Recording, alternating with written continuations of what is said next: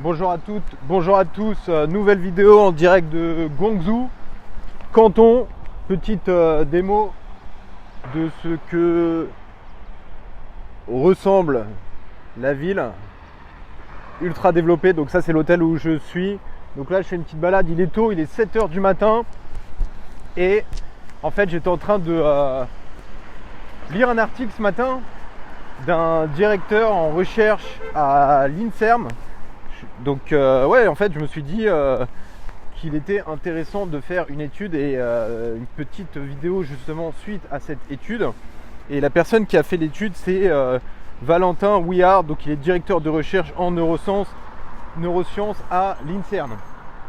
Et en fait ce qu'il disait, alors là je vais essayer de traverser pour accéder à la rivière. Donc en fait ce qu'il dit, en fait, lui, il explique que, grosso modo, les personnes qui sont expatriées, qui vivent à l'étranger, en fait, ont des capacités à s'adapter et à stimuler leur cerveau plus régulièrement que les personnes, en fait, qui vivent dans un environnement, entre guillemets, routinier. Par exemple, voilà, en France, dans un environnement où ils connaissent, les stations de train qu'ils connaissent, etc. Et du coup, en fait, je vais lier l'étude qu'il a faite à l'investissement. Donc en gros, comment j'appellerais cette vidéo je l'appellerais en fait pourquoi l'expatriation peut grosso modo booster ton succès dans l'investissement, et également une autre question qui pourrait être: est-ce que les expatriés investissent mieux que des personnes qui sont non expatriées? Donc là je vais rentrer dans le détail. Alors je vais essayer de descendre pour avoir une vue sympathique. Donc là il est tôt, hein, il est très tôt le matin, donc il n'y a pas grand monde. Bon, il y a des gens quand même qui font du footing ou du vélo. Donc là, j'en profite également pour montrer la ville qui est en construction. Donc en gros, là, il prend une étude sur les personnes qui sont expatriées. Alors, ce qu'il faut savoir, c'est que juste moi, je vais mettre un petit bémol par rapport à cette étude. Donc là, en fait, vu que lui, il a pris 100% des gens qui sont expatriés et grosso modo 100% des gens qui ont réussi, en fait dans son analyse il y a entre guillemets un biais du survivant. Le biais du survivant c'est quoi? Je donne un exemple. Le biais du survivant c'est, on va prendre dans des statistiques uniquement des personnes qui ont en fait qui sont sélectionnées et qui ont réussi à survivre pour être sélectionnées à l'étude. Je donne un exemple. On est en Seconde Guerre mondiale, on a des avions qui arrivent, qui rentrent en fait d'opération. Et en fait, les personnes qui vont analyser les avions, en fait, ils vont se dire: ah, il y a eu des tirs sur la carlingue de l'avion, il faut renforcer à cet endroit. En fait, ils voient que tous les avions qui ont réussi à rentrer d'opération ont des impacts de balles à certaines opérations. Donc en fait, ils prennent l'analyse uniquement de renforcer la carlingue à des endroits qui sont impactés. Sauf que, en fait, le problème, c'est que le problème, en fait, dans l'analyse, c'est pas qu'il y a eu des impacts de balles. En fait, c'est tous les avions qui ne sont pas rentrés parce qu'il y a eu des impacts dans d'autres endroits de l'avion qui ont fait que l'avion s'est crashé. Donc ça, c'est le biais du survivant qui est, on va dire, un peu faussé. Donc là, dans l'étude, effectivement, de ce qu'il prend, il prend en fait des personnes qui, grosso modo, ont réussi en expatriation. Mais ce qu'il faut savoir, c'est que dans le biais du survivant de la partie expatriation, il y a quand même entre 30 et 40% d'échecs. Ce qui veut dire que dans le panier de personnes qui réussissent, on n'a que 60%. Pourquoi? Parce que voilà, l'expatriation c'est compliqué, il y a des challenges, etc. Donc tout le monde ne peut pas s'adapter assez facilement à l'expatriation. Ensuite, donc qu'est-ce qu'il dit lui?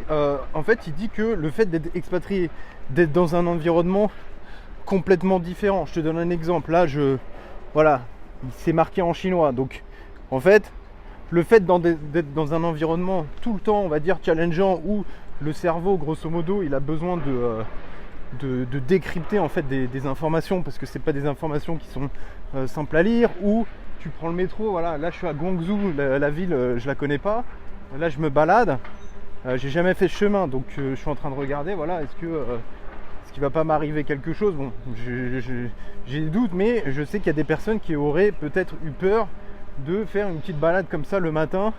Et je ne parle même pas d'endroits où il y a des millions de personnes qui fourmillent où c'est voilà, il y a des gens, des scammers qui viennent entre guillemets essayer de te vendre des trucs. Voilà, surtout qu'en Chine il y a beaucoup de scammers. D'ailleurs, rien qu'en étant à Guangzhou, j'ai esquivé pas mal de scams. Donc faut savoir s'adapter par rapport à ça. Et le fait justement d'être dans un environnement un peu challenging où alors non seulement il faut décrypter les choses, mais il faut comprendre les autres culturellement. Des fois il y en a qui disent des choses mais ils pensent pas ça, etc. En fait ça va permettre au cerveau en fait de booster ça, alors ce qu'il appelle la neuroplasticité. Donc neuroplasticité c'est quoi? Donc on sait que le cerveau il est malléable. Le cerveau en fait il est alors on sous-exploite en fait notre capacité du cerveau. Donc ce qu'il faut savoir c'est que plus on réfléchit, plus on apprend des nouvelles langues, etc., plus on va utiliser notre cerveau. Et aujourd'hui on l'utilise allez, j'ai envie de dire peut-être à moins de 10%. Hi. Moins de 10%. Donc peut-être même moins, hein. Donc voilà, le fait d'apprendre des nouvelles langues, de partir dans un nouveau pays, d'apprendre un nouveau job aussi, hein, permet au cerveau de booster sa capacité à apprendre de nouvelles choses et à utiliser en fait de nouveaux chemins neurologiques. Et lui, ce qu'il appelle en fait, il fait une comparaison entre le chemin neurologique routinier et le chemin neurologique de réflexion. Donc quelle est la différence? Chemin neurologique routinier, c'est quoi? C'est ça fait 10 ans que tu fais le même travail. Un jour tu es fatigué, mais en fait tu n'as même plus besoin de réfléchir parce que tu vas au travail, tu sais exactement ce que tu peux faire. Donc je te donne un exemple. Un chauffeur de taxi qui a conduit voilà, dans la même ville, même voiture, etc. depuis 10 ans, bah aujourd'hui en fait il peut être capable de conduire sa voiture en regardant un film et en ayant un bouquin, en buvant une tasse de café à sa droite, et il n'a pas forcément besoin de réfléchir plus que d'habitude. Je te donne un autre exemple. Tu commences un nouveau travail, tu n'as pas la capacité de voilà, regarder une série sur ton téléphone à droite en ayant la capacité d'absorber une nouvelle charge de travail dans un domaine peut-être que tu connais pas. Donc c'est ça la différence. C'est grosso modo chemin routinier, tu vas au travail, en gros tu es en mode pilote automatique, tu n'as pas besoin de réfléchir particulièrement pour atteindre ton objectif. Et le chemin neurologique de réflexion, c'est tu es dans un nouveau pays, tu as besoin de réfléchir constamment, les stations de métro, voilà, tu sais pas ce qui se passe, tu sais pas où tu es, la devise, etc. Ou tu commences un nouveau travail, tu sais absolument pas les process, les softwares à utiliser, comment te loguer sur les 10 000 applications, etc. Ça, en fait, ça va permettre de booster la neuroplasticité de ton cerveau. Donc c'est ce qu'il dit, et c'est pour ça qu'il dit que les expatriés qui sont soumis en fait à un environnement challenging leur permettent de surbooster leur neuroplasticité de réflexion sur le long terme. C'est-à-dire que tous les jours, ils sont là, voilà, qu'est-ce qui se passe, qu'est-ce que je dois faire, je comprends pas, qu'est-ce qui a marqué ici, je comprends pas, etc. Où je suis, voilà, tout le temps en fait ça va permettre de stimuler le cerveau et in fine en fait de mieux s'adapter à l'environnement. Et bien entendu au niveau de l'immobilier, on peut croiser ça avec une adaptation facile aux différents types de marchés. Alors différents types de marchés, France ou à l'étranger. Je sais que les expatriés, ils ont beaucoup plus de capacité facile, j'ai envie de dire, à investir voilà, dans d'autres pays. Moi je connais plein de gens, ils ont investi à Bali. D'ailleurs j'ai déjeuné avec un pote, là il a investi dans une deuxième villa à Bali. Donc voilà, ça ne le dérange pas de mettre 600K dans une villa. Donc la deuxième, 600K, Airbnb, géré, autogéré, etc. J'ai d'autres personnes qui investissent dans le... Alors je fais attention parce que j'ai déjà un pote qui s'est pris un scooter électrique dans le dos en marchant, je crois que c'était à Shanghai.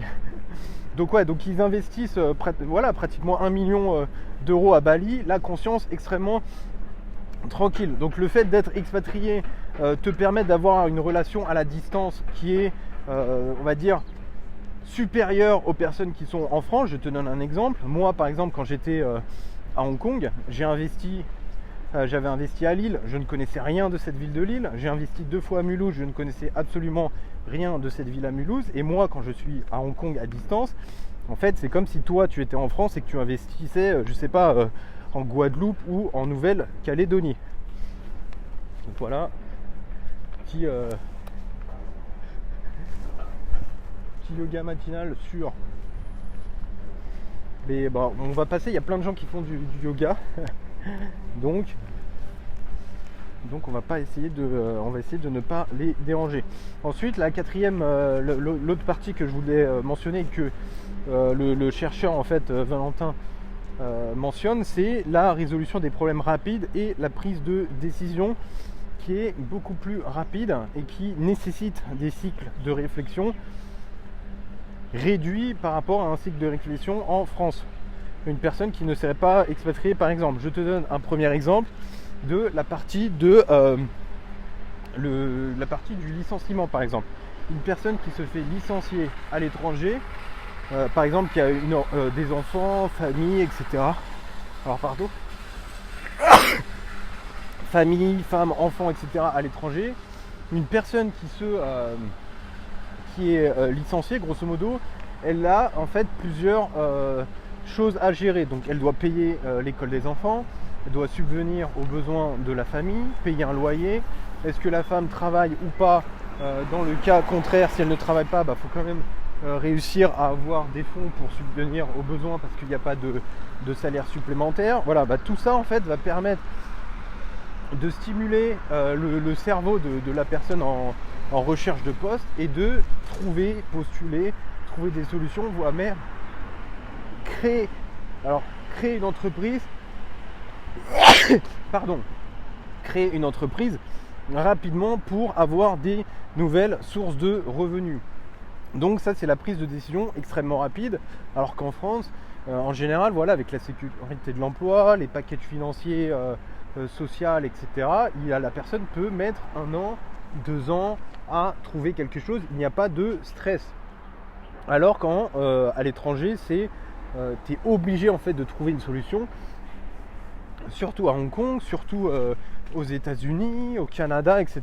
Bon, je crois qu'au Canada, il y a quand même des choses qui sont possibles, mais Hong Kong, Singapour, Japon, etc., il n'y a rien, et même en Thaïlande et tout ça, voilà, il n'y a rien, donc il faut trouver des solutions assez rapides. Ensuite, au niveau de l'immobilier, on pourrait croiser ça avec également l'évaluation des risques et la négociation des prix, bien entendu la gestion à distance. Quand on gère des choses à distance, voilà, on n'est pas à proximité des biens, on ne peut pas forcément se déplacer, etc. Donc il y a toute cette gestion à distance qu'il faut être amené à savoir. Je te donne un exemple. Par exemple, hier, alors je crois qu'il était 22h, je terminais de dîner, je reçois un message, la chaudière d'Intel vient de péter, 4000 €. Voilà, donc ça c'est une gestion à distance. Mais encore une fois, il y a aussi le lien avec la partie gestion de stress, mauvaises nouvelles, etc. Bon, moi je peux gérer, mais encore une fois, je crois que j'avais fait une vidéo sur ce sujet. Il y a des personnes qui vont complètement paniquer. Donc là, on commence à rentrer dans le quartier des affaires. Donc voilà, résolution des problèmes à distance, prise de décision rapide. Donc il m'appelle, il me dit voilà, locataire sympa, elle a toujours payé en temps et en heure, qu'est-ce qu'on fait? 4000. Décision rapide, très simple. Locataire qui paye, elle a jamais eu de problème. L'hiver arrive, je crois que c'est même là on est quoi? Ouais, l'hiver en cours. Aucun problème, on lui change. Donc décision rapide. Et je sais qu'il y a des gens, voilà, ils vont réfléchir pendant 55 ans pour des montants encore même plus petits. Des fois je vois des gens, ils se prennent la tête pour réfléchir, est-ce que je fais ça ou est-ce que je fais ça? Alors que voilà, c'est des montants, on parle de 200 € quoi. Donc à un moment, voilà, faut permettre à son cerveau d'optimiser son chemin de réflexion et se dire je commence à vraiment réfléchir pour des gros montants. Voilà, on n'a pas envie de solliciter son cerveau pour des choses, pour des bêtises en fait, pour des bêtises à 10 € et des fois voilà, je vois des gens, ils sont là, ils font des analyses, des études de marché pour des trucs à 10 euros, à 5 euros. Voilà, des fois les gens ils m'en parlent, je dis vas-y, vu les montants, je veux même pas connaître l'histoire de ta problématique. Ensuite, augmentation de la sensibilité culturelle. Donc sensibilité culturelle, c'est quoi? C'est tu es dans un pays, voilà, faut t'adapter à la langue, mais également à la culture. Je te donne un exemple. Tu es en Indonésie, tu parles à quelqu'un, voilà, je sais pas, des fois tu es là, tu es en train de négocier un peu trop, on va dire, radicalement, quoi, parce que des fois dans la négociation, ce qu'il faut savoir, c'est que voilà, en face, des fois, on a des gens, ils veulent pas dire non, etc. Ils peuvent être mal à l'aise et tout. Et à un moment, il faut savoir arrêter et pas trop demander de choses. Et je te donne un exemple. Par exemple, en Indonésie, quand la personne est mal à l'aise en face de toi, en fait, qu'est-ce qu'elle va faire? Elle va sourire. Voilà. Donc, et ça, faut le décrypter. Quand tu es à l'étranger, tu vas décrypter qu'une personne qui sourit en face de toi, bah, ça ne veut pas dire qu'elle est contente, etc. Ça veut également dire qu'elle est mal à l'aise, et ça, faut être capable de décrypter les choses. Et c'est pareil en Chine. En Chine, pareil, des gens qui sont mal à l'aise, voilà, ils veulent pas perdre la face, etc. Donc, ils vont te lâcher un petit sourire, alors qu'en fait, ils sont complètement humiliés dans des réunions. Donc ça, faut également savoir le décrypter. Et ça, c'est la culture, la sensibilité culturelle qui va te permettre de décrypter ça. Et c'est pareil dans d'autres pays, Moyen-Orient, Asie, Amérique, Sud-Amérique, etc. Donc Amérique du Sud. Voilà, il y a pas mal de codes à comprendre et c'est important de les analyser. Et une personne qui est à l'étranger aura une capacité supérieure à comprendre ça versus une personne qui n'a en fait jamais voyagé et qui arrive à l'étranger en mode touriste, quoi. En fait, elle sera complètement perdue par rapport à ces codes culturels. Et encore une fois, au niveau de la personne qui est expatriée, son cerveau, voilà, il analyse, il décrypte, etc. Versus une autre personne qui arrive dans un environnement inconnu et qui aura toujours son chemin de réflexion standard, routinier, n'aura pas la capacité de décrypter ça. Ensuite, il y a ce qu'il appelle la stimulation et la créativité du nouvel environnement. Donc je te donne un exemple. Moi là je suis à Guangzhou, voilà, je vois des voitures électriques partout. Ici tout est à l'électrique. Vraiment tout est à l'électrique. On a un taxi ici, voiture électrique. On a une autre voiture ici, voiture électrique. Voilà, quand tu vois ça, quand tu vois les bâtiments énormes, ici, hop, pas un déchet par terre. Les gens sont sympas. Belle verdure. Je crois qu'il a plu dans la nuit en plus. Voilà, qu'est-ce que tu veux de plus? Forcément, ça donne des idées. Donc le fait d'être dans un environnement nouveau te permet en fait d'avoir des idées et de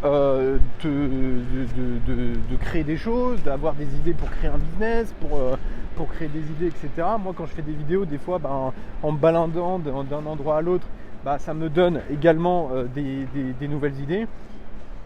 Et c'est vrai que quand tu es dans un environnement que tu connais et dont ça fait 25 ans que tu es dans le même environnement, à un moment, ton cerveau il est tellement habitué qu'il y a moins de créativité. D'ailleurs, c'est pour ça que souvent les écrivains ou les cinéastes, etc., ils prennent ce qu'ils appellent des mini-retraites où ils vont aller dans des endroits, ils vont louer une cabane dans un endroit complètement reculé mais nouveau, où ils vont en fait forcer leur cerveau à se stimuler et à avoir de nouvelles idées. Voilà, donc c'est très très important.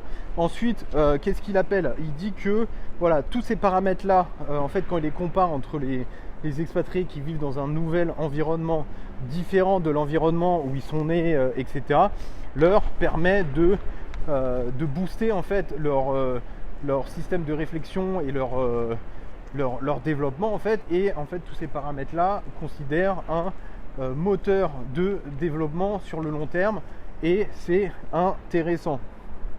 Et bien entendu, ils ont un autre regard face au risque et à la distance. Alors au risque, je te donne un exemple. Souvent, les expatriés, quand ils investissent, notamment en bourse, en immobilier, etc., moi, ce que j'ai observé, en fait, alors par rapport à mon entourage, mais par rapport à d'autres personnes que je connais, c'est qu'ils ont la capacité de prendre plus de risques que des personnes qui ne sont pas expatriées. Je donne un exemple. Tout à l'heure, je te parlais d'un ami qui a investi à Bali. Bah voilà, 2 villas, ça lui a mis, donc il a mis 1,5 million grosso modo dans 2 projets.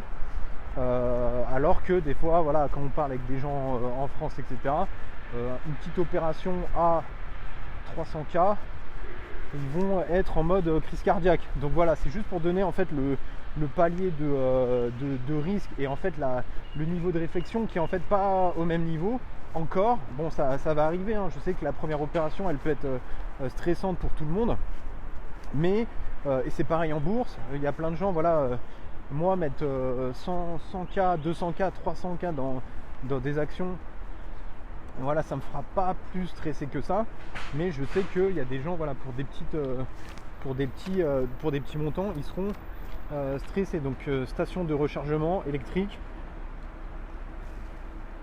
Voilà, donc en Chine, on est pratiquement à tout électrique.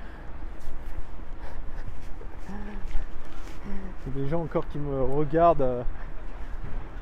regardent en mode extraterrestre. Donc là, je commence à être habitué. Voilà, alors j'en profite juste pour filmer la station de chargement ici.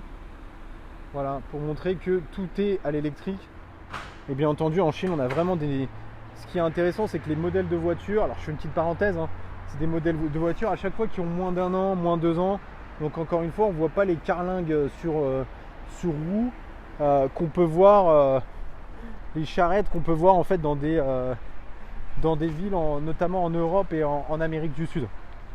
Donc voilà, autre regard face au risque. Et justement par rapport à ça, je ferai une autre vidéo prochainement où j'investirai, allez, je mettrai, je vais mettre 350 000 euros dans des ETF américains, et je ferai ça en direct justement pour montrer que voilà, quand on est solide par rapport à sa stratégie, on fait des choses avec sérénité, sachant que j'avais un objectif d'avoir un portefeuille ETF à hauteur d'1 million de dollars US que je voulais te montrer en live. Donc je le ferai, allez, je vais pas mettre d'un coup 1 million quoi. Je vais faire du DCA, donc je vais mettre 3 fois 330K quoi, et on le fera ensemble pour que tu puisses voir sur le long terme l'évolution de ce portefeuille. Et ça va te montrer également que le regard face au risque, surtout quand il est maîtrisé, est différent quand on est à l'étranger versus quand on est en France. Et bien entendu, autre point très très très intéressant, c'est le rapport à l'argent. Le rapport à l'argent, quand on discute, tout à l'heure je te parlais d'un ami là qui investit dans des villas, voilà, 1,2 million, etc. Ici, le prix, le montant, l'argent, en fait, est facilement discutable. Tu es là, tu es à l'étranger, tu demandes ton salaire, tu demandes, ok, tu es sur le point de négocier un contrat, combien tu as négocié, etc. C'est tout à fait normal. Par contre, quand on est en France et qu'on demande à des amis avec qui on a fait des études, dont on connaît, voilà, depuis 20 piges, quand on leur demande des informations financières, les gens bug complètement, alors que ce n'est pas forcément le cas à l'étranger. Et c'est pour ça que moi je n'ai absolument aucun problème à te montrer les investissements que je vais faire en bourse, de te montrer en live l'investissement que je vais faire. D'ailleurs là j'ai une idée, parce que en voyant une Lamborghini passer, j'appellerai même ça la vidéo que je ferai, comment j'investis le prix d'une Lamborghini en bourse, parce que voilà, si je mets 350K en gros, c'est le montant, si mes calculs sont bons, d'une Lamborghini. Donc je ferai ça, j'essaierai même de faire ça avant le 31 décembre pour voilà, te montrer grosso modo ce que ça donne sur le long terme, sachant qu'encore une fois, moi je suis dans des stratégies long terme. Il y a toujours des scooters qui arrivent de partout. Donc dernier point également, c'est la résilience et le rapport au stress. Encore une fois, quand on est à l'étranger, le rapport au stress, en fait, il doit être gérable rapidement. C'est-à-dire qu'il y a toujours des situations imprévues, il y a toujours des situations compliquées qui arrivent toujours au mauvais moment. Donc faut avoir la capacité à gérer tout ça voilà, avec sérénité, avec sans perdre la tête non plus, parce que des fois il y a des gens qui pètent des câbles aussi à l'étranger, donc ça faut le souligner. Je ferai peut-être une vidéo par rapport à ça, mais voilà, à l'expatriation également, faut pas perdre la tête. Et je sais que moi, quand justement avant que je parte à Hong Kong, il y a plein de gens qui m'ont dit ouais, fais attention, un tel il a pété un câble, un tel a pété un câble, etc. Donc voilà, il y a des choses à ne pas faire. Et c'est pareil hein, pour tous les gens qui partent dans des pays genre Thaïlande, etc. Tu as des gens qui partent avec des projets professionnels et finalement ils tombent dans d'autres trucs, des bêtises, etc. Et en fait, alors non seulement ils perdent tout, et en fait ils rentrent complètement ruinés chez eux à pleurer. Et puis en plus, à la fin, ils sont stressés, ils ont un choc. Et bien entendu, il y a un autre syndrome que là j'évoque pas, c'est le syndrome en fait des personnes qui sont restées extrêmement longtemps à l'étranger, en fait, qui ont été expatriés pendant 10, 20, 30 ans même, et en fait ils ont tellement été habitués par tous les points en fait que j'ai évoqués au-dessus là de cette vidéo, qui lorsqu'ils sont en France en fait ont un syndrome qui s'appelle le choc culturel inversé. C'est-à-dire que pour eux en fait, comme ils ont vécu très rapidement je veux dire très longtemps à l'étranger, ils étaient expatriés, etc. Le fait d'avoir adopté toujours ce niveau en fait extérieur quoi, rapport à l'argent, rapport au stress, etc. En fait, le problème du choc culturel inversé, c'est que quand ils rentrent en France, en fait, ils ne sont pas compris. Donc les gens en fait les voient comme encore une fois des extraterrestres, et voilà, ils sont isolés, ils ont des problèmes, etc. D'adaptation notamment. Et ça, c'est un nouveau syndrome qui s'appelle le syndrome du choc culturel inversé, qui commence à être étudié par des médecins, des psychologues, etc. Je ferai peut-être une autre analyse et j'interviewerai peut-être quelqu'un qui a été victime de ça, ou d'ailleurs si tu es dans ce syndrome, n'hésite pas à mettre un commentaire et je me ferai un plaisir de t'interviewer sur cette chaîne pour avoir ton retour d'expérience. Voilà donc tous les bienfaits de l'expatriation, les bienfaits en fait qui permettent justement aux personnes expatriées de s'adapter à des environnements qui peuvent être challenging ou pas. Donc là voilà, moi je suis dans un environnement, alors je vais te montrer, tout est écrit en chinois, donc toi si t'es pas habitué, comment est-ce que ton cerveau décrypte ça? Donc toi tu passes devant, ton cerveau il est là en mode lecture, décryptage, voilà, quand tu vois ça, si une personne n'est pas habituée, c'est comme si elle regardait Canal Plus à l'époque, complètement flouté. Donc voilà, là c'est le matin, donc les gens ils vont au travail, et je te donne également un aperçu de la ville de Canton, Shangri-La au fond.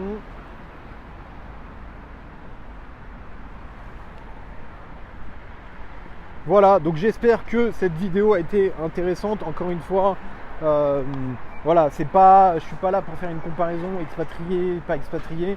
C'est juste que voilà, je suis tombé sur cette analyse d'un directeur en recherche à l'INSERM, Valentin Bouillard. Et alors je crois que c'est la deuxième ou troisième analyse de recherche là que je lis sur l'INSERM. J'ai l'impression qu'ils font des études intéressantes. Donc voilà, j'espère que cette vidéo t'a plu. Encore une fois, n'hésite pas à t'abonner à la chaîne, liker cette vidéo, activer la cloche pour les notifications, et je t'invite également à t'abonner si ce n'est pas déjà fait, pour qu'on puisse donner un maximum de visibilité à cette chaîne. Et moi je te dis à bientôt. Là je rentre à l'hôtel après cette petite balade matinale où je vais prendre mon petit déjeuner, et je te donne rendez-vous dans la prochaine vidéo. Et je serai probablement au Japon, parce que j'ai un trip de prévu au Japon prochainement, donc j'en profiterai également pour te faire une vidéo lors de mon voyage au Japon. Et je te donne rendez-vous à la prochaine vidéo. Salut!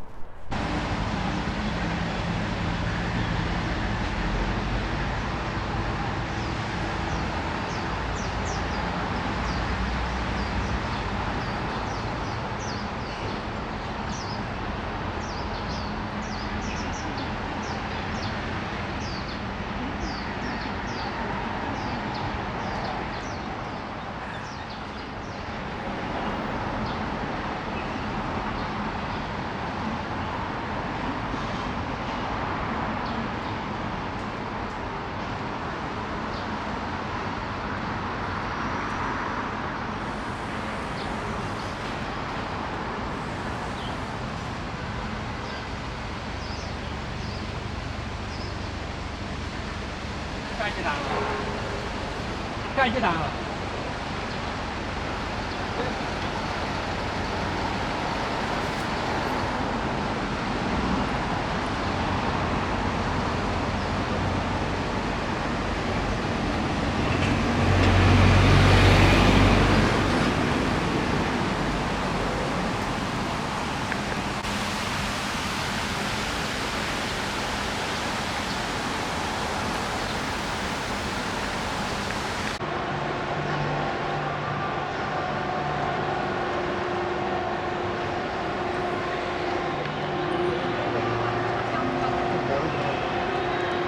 灯啊咩火？